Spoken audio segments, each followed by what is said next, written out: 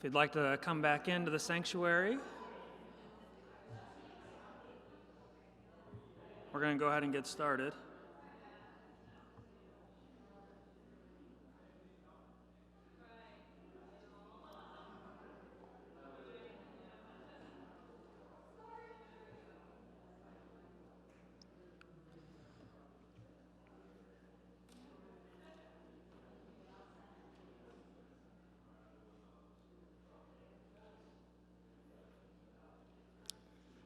I guess I should start with the question of how many people are excited to be here. Oh, yeah, good. So we are having this this conversation and this meeting presentation as part of our ongoing efforts as a church to continually find ways and to reassess ways to be transparent in all things we do. Normally when, at least in my history, when church leadership and people say, hey, let's get together and have a conversation about finances, it's doom and gloom. That is not going to be the case today. We're going to have an opportunity to celebrate the many ways that God has blessed us throughout, even in the face of a pandemic, even in the midst of the pandemic, and blessed us because of our relationships, because of us working together to be the church. So this last year, we worked on creating a finance committee again. It did not exist for a while, and so we did put back together a finance committee. And this is the first year in recent history where the finance committee actually helped with the budgeting process, and a number of the members of the finance committee are here, and I do want to lift them up and show you. So if you have questions, these are people that you can go and you can help. You can ask your questions and get some responses and answers for. So we have Michelle, who is on it. I don't know if we want, yeah, waving's good. Mike is on it. We've got our treasurer, Bruce, in the back. I saw our president, Mary, earlier. She is around. She went out this way.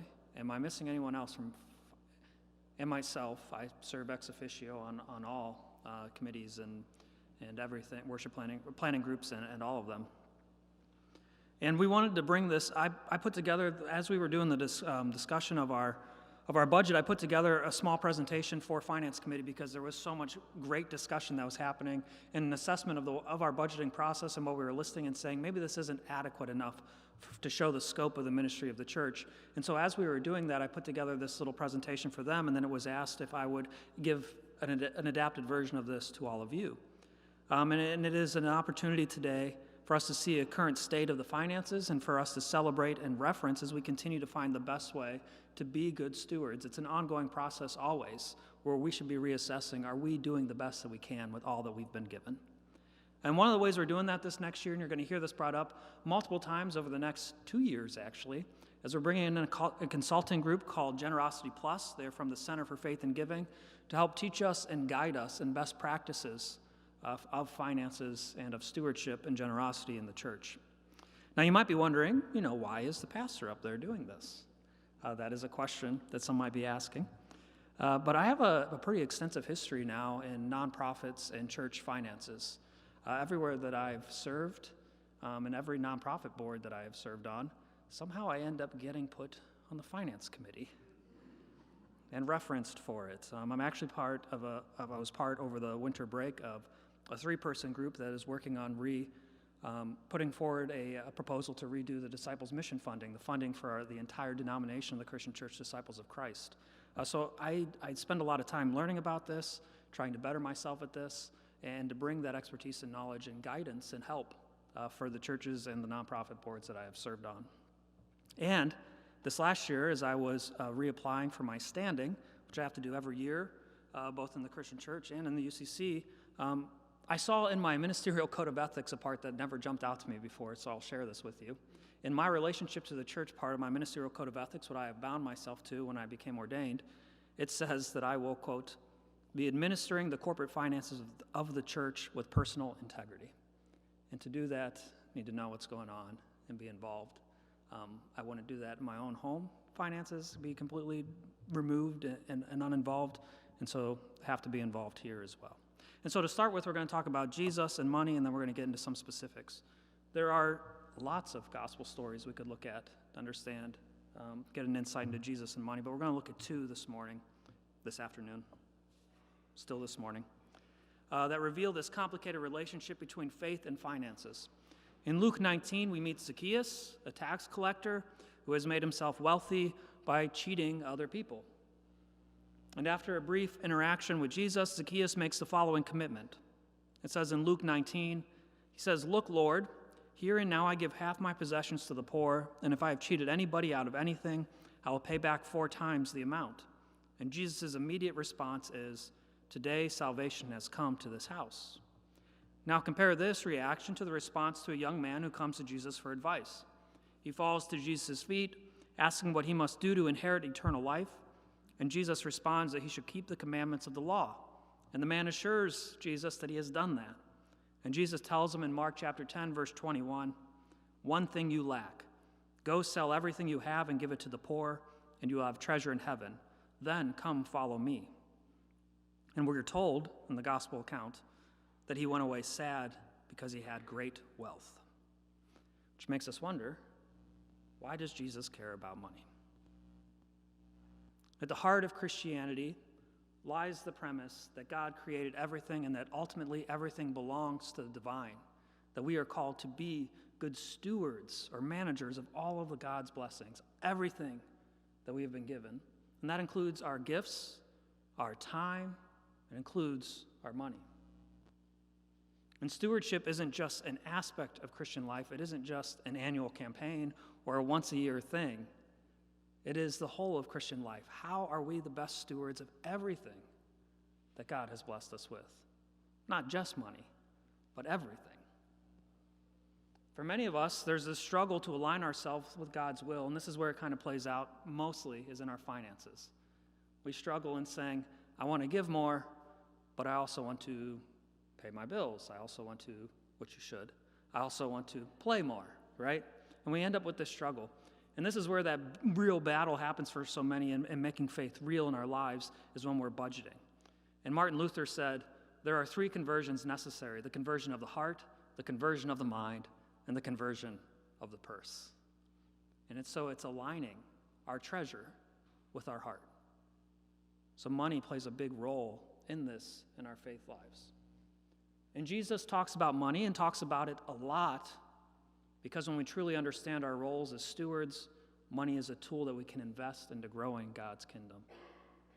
There's a spiritual aspect that's supposed to play a role when we talk about finances, home finances, church finances, money in general.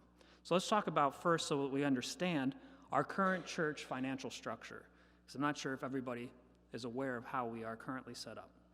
So we have the Finance Committee, and in the Finance Committee's roles that people, our responsibilities that we sign on to when we join the Finance Committee, it says that the Finance Committee oversees the fiduciary elements and actions of the church, with attention to the congregation's responsibility for complying with both legal standards and moral and ethical financial practices.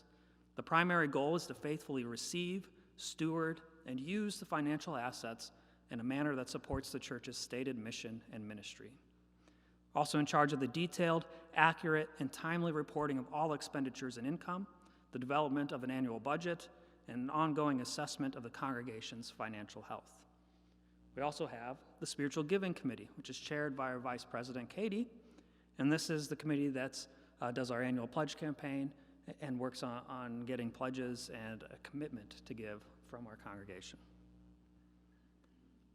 Then we have our Memorials and Endowments Committee, and this is in our Constitution and bylaws. It states that this committee provides for an easy and convenient means for church members or others to make memorial gifts and endowments to the church through living gifts, wills, bequests, life insurance, or cash payments that will serve the long-term special financial needs of the church. The main objectives of the Memorials and Endowments Committee is to educate us on its existence and how it works, to celebrate all of the gifts that are given in those wills, people who have placed the church in their wills and estates, and to invest. And then they also consider special purchases that are under $5,000. Then we have our Executive Council.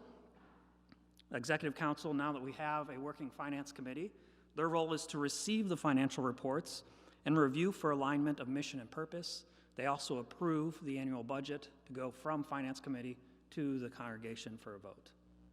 And then, this isn't to mean last, actually, this is probably the most important group of all, we have the congregation. And the congregation has the final say in everything and has the right to have transparent reports and the ability to ask any questions, which again is why we pointed out so many people who are here that work on Finance Committee. You also have final voting and authority on approving any budget. So, are there any questions about this? I guess at any point in time, if there are questions, there's a spot at the end, but if there are questions as we go along, we can ask them too. Well, then I have a question for you. When was the last time, except for those who are on Executive Council and on Finance Committee, please don't answer this. When was the last time that we reported that we ran a surplus?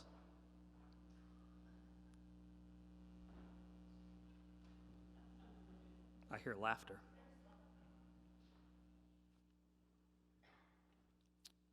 Okay, Finance Committee or Executive Council, you want to answer? When was the last time we reported a surplus to the congregation? You're worried.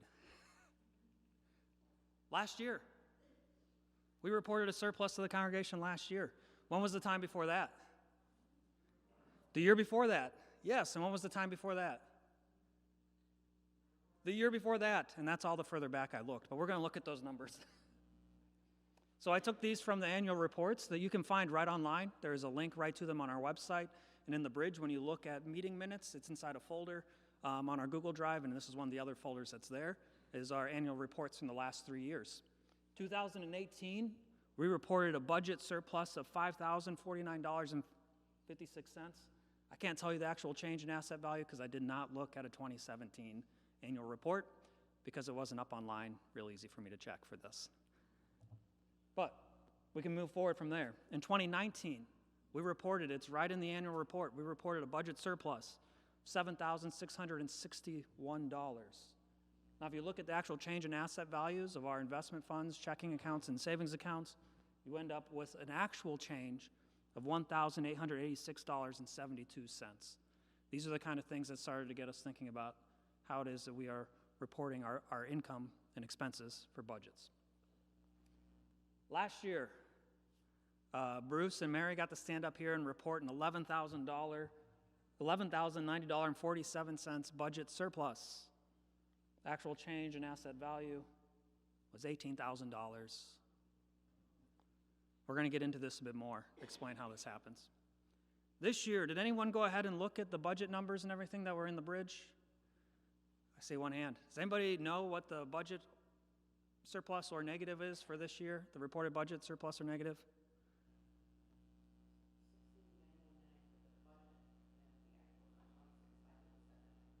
Yeah, negative $26,588. I know I told you we were going to talk about joyful things. Actual change in asset value, $384,808.43.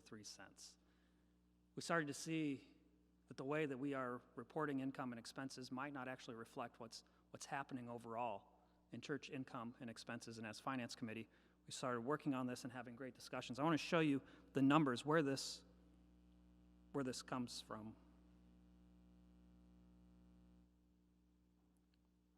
So these were the numbers that I used just for that little example. And we'll break this down a little bit further between 2020 and 2021, year over years in a minute. But you see memorial endowments funds that are being held by our memorial endowments committees through a checking account and 3 main investment accounts. You can see that from 2018, 2019, 2020, they went down a little bit each year. And those were expenditures that are happening going through that aren't shown on our budget. So you have our budget, but then there are these other expenses and special considerations and things that end up going over there that we end up spending church funds on and using, but it doesn't show up in our budget, so it kind of changes that asset value amount and changes what's actually being shown in expense within the budget and not. And then you see a big jump from 2020 to 2021. And you can see a lot of how this happened in our annual report. We had an amazing year of giving towards memorials this last year. And you can see this change, and we'll talk a little bit more about this when we see year over year as well. And then you see operating and savings, and you can see that it increases each year. We're going to talk about this giant jump from 2020 to 2021. But you can see like the total assets that we hold right now as a church is over $1 million. But the budget end says negative 26, even though our year over year increased 384, right? So what I want us to see now, we'll get into more detail on this, and then I'll ask for questions about this specific thing, but that's where those numbers came from our annual reports for that previous slide. What I want us to see now is I'm going to show you all of the money that has come to the church in the last year as recorded by our church management software. This is everything except for earnings and interest. And when I show you this, I want you to take a minute to appreciate the scope of what we are doing as a church. Every dollar that you're going to see came through relationship, an established relationship long ago, a relationship that's created recently, a specific ask. Nothing just showed up, right? We give because we are connected. So I want us to appreciate the scope of what we started to do and are doing from 2021 moving forward before we start making excuses for this, because that's where we like to go, okay?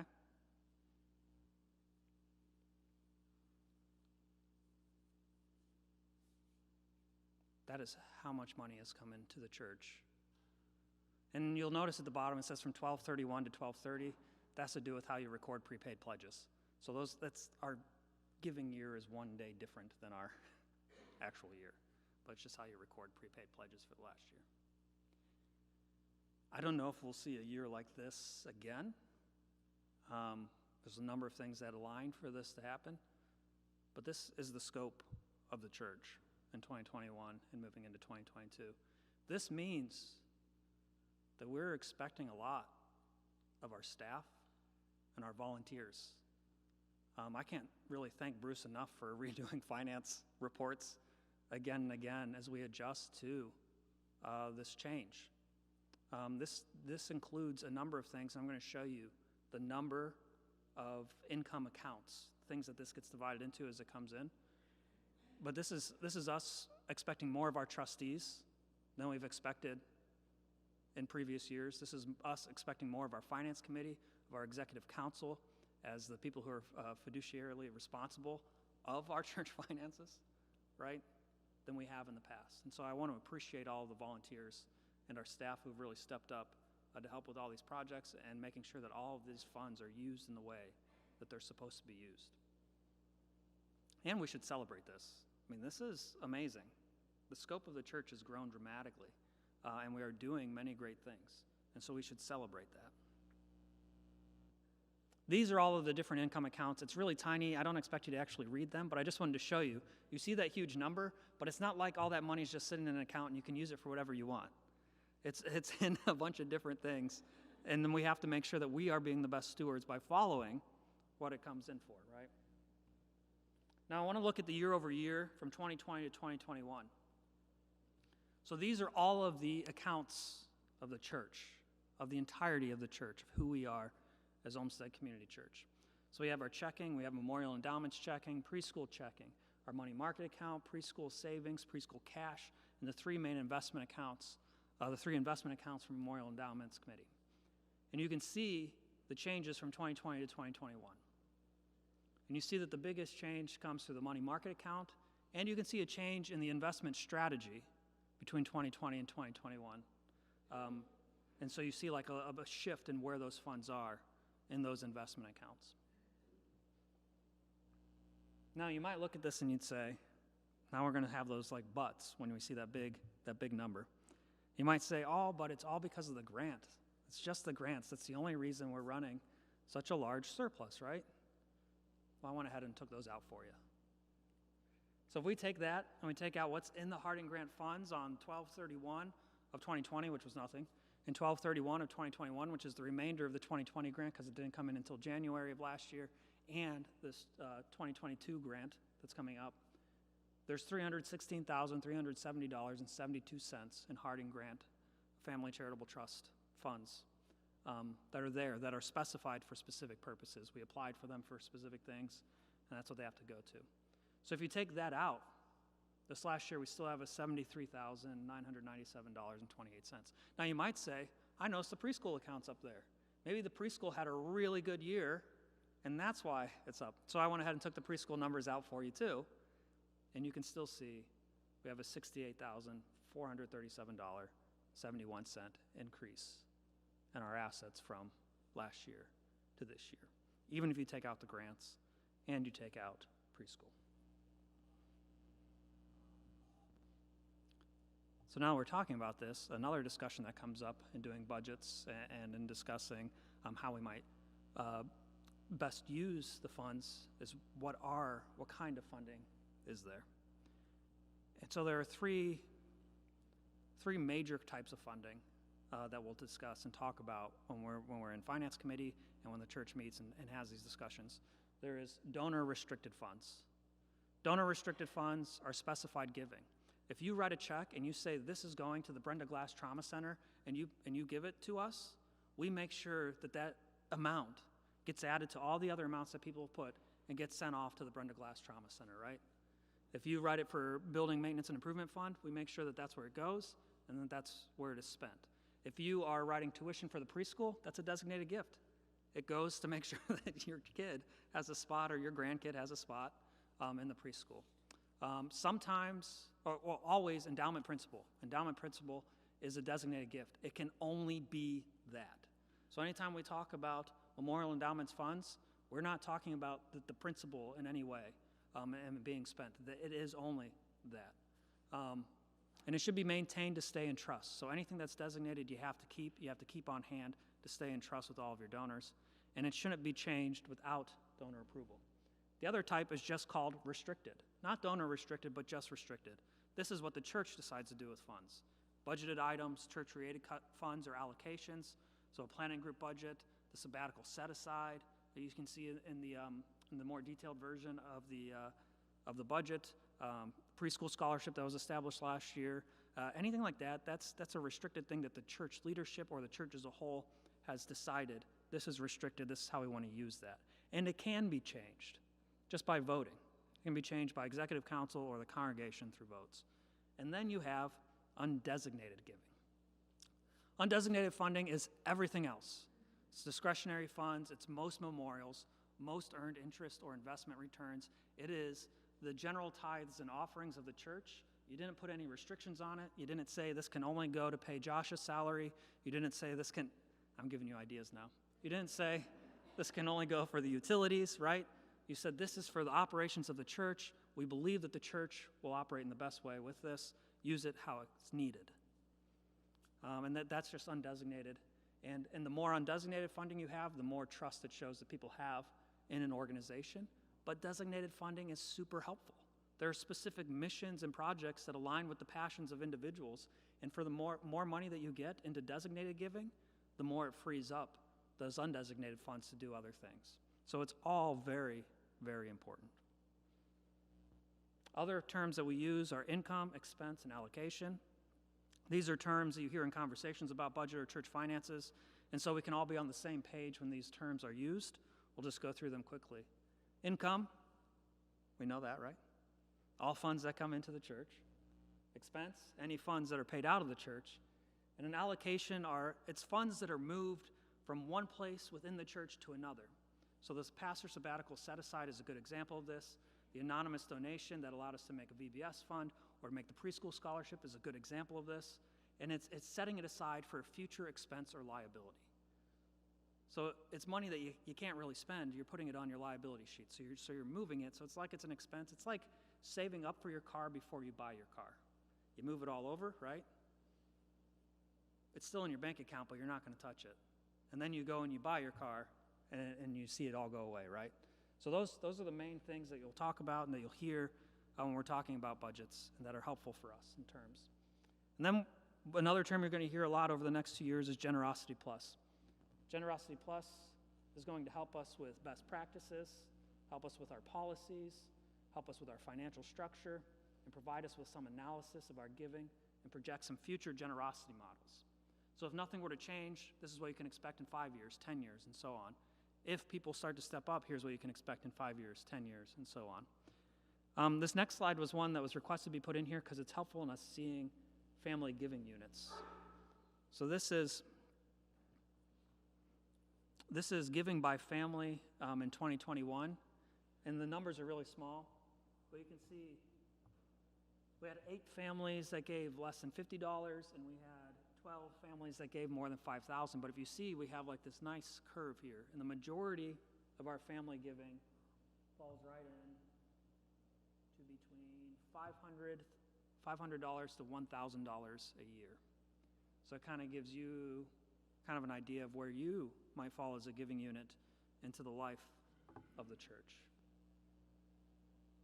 Now, future budgets. We just showed you how our budget says that we have a big deficit, a budgeted deficit, and yet if you look at all our total income and expenses, we don't as a church.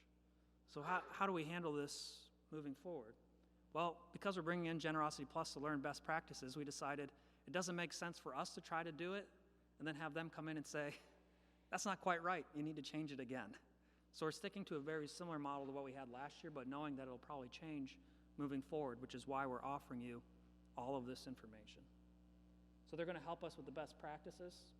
They're going to give us some safeguards too, where we're going to continue to work on these safeguards. It doesn't mean these haven't been happening, they have been, but these are things that we're always trying to do and do better. So transparency and accountability and practices and reporting. Should always make sure that we're doing that and working better so that people know and feel like they have ownership of church finances, right?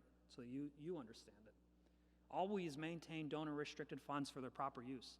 We have been doing this, and we should always do this. Make sure that they're being used for their proper use. We're hoping to establish a 3 to 6 month cushion for essential operations. So if there are other things like pandemics and stuff that happen in the future, we know always that we have set aside 3 to 6 months to make sure that essential operations of our entire church can happen.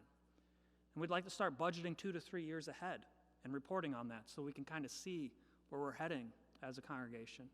Assess our use of asset offsets and project outcomes, and project outcomes, and use the knowledge gained from Generosity Plus. We're hoping when they come in, we actually use it. We don't just say, oh, that sounded good, thank you, and do whatever we want anyway. Future budget. One of the suggestions that I put forward to help us kind of do this is to have all income of all parts of the church, and expense, the actual expenses for all parts of the church, kind of like what we saw today. And if there is a difference, using an asset offset, undesignated funds to fulfill the budget, using the giving from previous years and saying, those years where we ran a surplus, well, we're investing in ministry this next year, and we might not have that surplus. We're going to use that to help even out our budget so that we can see where those funds are coming from. Our future hope is to be a generous, thriving congregation where operating is covered by offering, and all the other church funds can be used for the ministry of the church for itself and community, and a continuing relationship with outside grants for specific projects that update, improve, and maintain our building for service to God and the greater community. So I know this was a lot, but it's important stuff. And so I will ask, do you have any questions?